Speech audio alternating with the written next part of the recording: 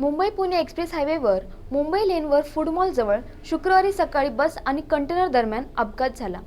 या अपघातात कंटेनरची बसला धडक बसल्याने 2 जण जखमी झाले आहेत। या अपघातात नंतर हा कंटेनर रस्त्याला आडवा झाला, यामुळे वाहतुकीचा काही काळ खोळंबा झाला होता।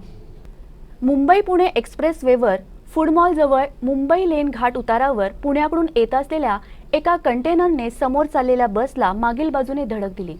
कंटेनर चालक उतार असल्याने न्यूट्रलमध्ये येत असावा असा अंदाज व्यक्त करण्यात येत आहे, कारण 26 टन माल वाहतूक करणारे हे वाहन अक्षरशः ब्रिजच्या कठड्यावर चढले होते।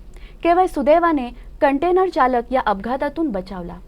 कंटेनर धडकला ती पावलो ट्रॅव्हल्सची बस असून बस चालकाने प्रसंगावधान दाखवल्याने जीवितहानी टळली। IRB आणि डेल्टा फोर्सच्या जवानांनी वाहतूक सांभाळून लोकमान्य रुग्णालयाच्या जीवरक्षकांना मदत केली। अपघातग्रस्त बसमधील सर्व प्रवाशांना पोलिसांनी अन्य बसमधून मुंबईकडे रवाना केले।